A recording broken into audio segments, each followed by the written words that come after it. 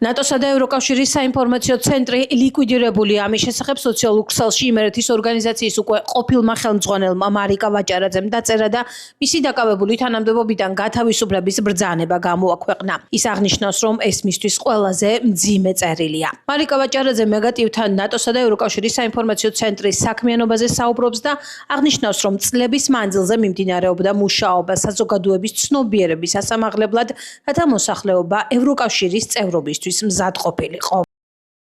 ნატო საინფორმაციო ცენტრის მთავარი ფუნქცია იყო ის, რომ რეგიონებში ქონოდა საინფორმაციო შეხვედრები და აქ რეგიონებში არ იგულისხმებოდა მხოლოდ დიდი ქალაქები და მუნიციპალური ცენტრები, არამედ სოფლები და უშუალოდ მოსახლეობასთან კომუნიკაცია. თუმცა ძალიან ფართო სპექტრი იყო ჩვენი სამუშაო არეალი მინდა აღვნიშნო, მათ შორის იყვნენ ფერმერები, რომლებთანაც არაერთი საინფორმაციო შეხვედრები ჩაგვიტარებია, DCFTA-სთან დაკავშირებით, ასოცირების ხელშეკრულებასთან დაკავშირებით, სავაჭრო ეკონომიკურ ურთიერთობებთან დაკავშირებით და ბევრ იმ ვალდებულებებზე, რაც ჩვენ გვქონდა აღებული ევროკავშირთან დაახლოების ეტაპზე.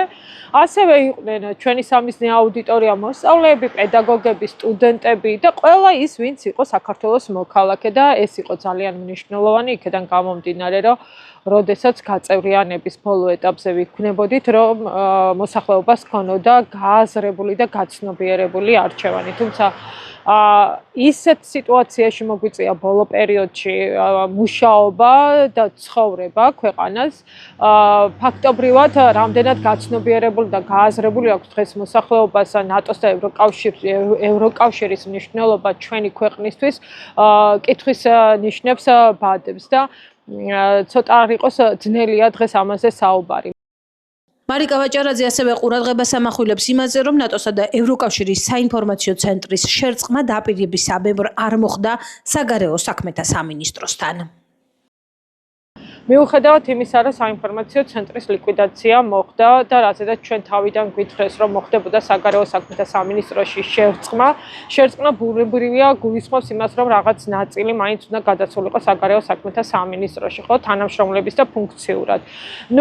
ამ ეტაპზე იმ სტრუქტურაში, რაც საგარეო საქმეთა სამინისტროს აქვს, არცად არ ჩანს ნატო საინფორმაციო ცენტრის ფუნქცია მოვალეობების შემსრულებელი, არც დეპარტამენტი და არც სამმართველო. მე მაინც იმედი მაქვს, რომ ეს პროცესი დიდხანს ესე ვერ გაგრძელდება, იქიდან გამომდინარე, რომ ჩვენი ქვეყნის გეოგრაფიული მდებარეობა და ზოგადად ის პოტენციალი, რაც ჩვენს ქვეყანას აქვს და ის მონაპოვარი, რაც ბოლო 30 წლის მანძილზე ნატოსთან და ევროკავშირთან დაახლოების გზაზე ჩვენ მივიღეთ, ესე არ დაიკარგება, დარწმუნებული ვარ და აუცილებლად ამას ექნება გაგრძელება. ნატოსა და ევროკავშირის შესახებ საინფორმაციო ცენტრი 2005 წელს შეიქმნა. მისი დაარსების მიზანი საქართველოს ჩრდილოატლანტიკურ ორგანიზაციასთან ინტეგრაციის საკითხებზე მოსახლეობისათვის ამომწურავი ობიექტური ინფორმაციის მიწოდება და ამით მოსახლეობის გაცნობიერებული მხარდაჭერის მოპოვება იყო.